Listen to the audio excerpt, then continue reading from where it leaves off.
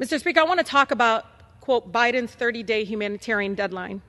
The Biden administration has continued to ignore reports from its own experts, international human rights organizations, and the United Nations that the Israeli government is blocking humanitarian aid into Gaza in violation of U.S. and international law.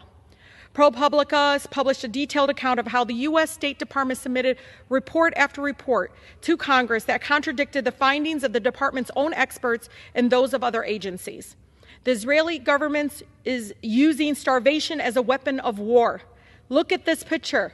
It is evident that blocking U.S. humanitarian aid is clear that it's happening and that it is a blatant violation of Section 220I of the Foreign Assistance Act.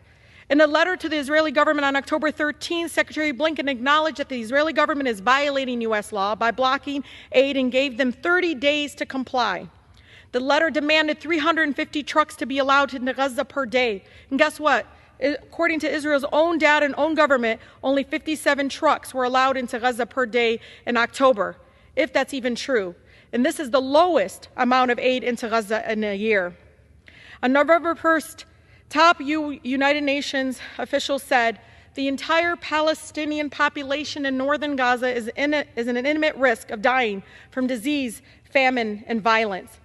This week, Mr. Speaker, Secretary Blinken exposed his lie by announcing that there will be no change to any policy despite admitting that the Israeli government has still failed to comply with all of their demands.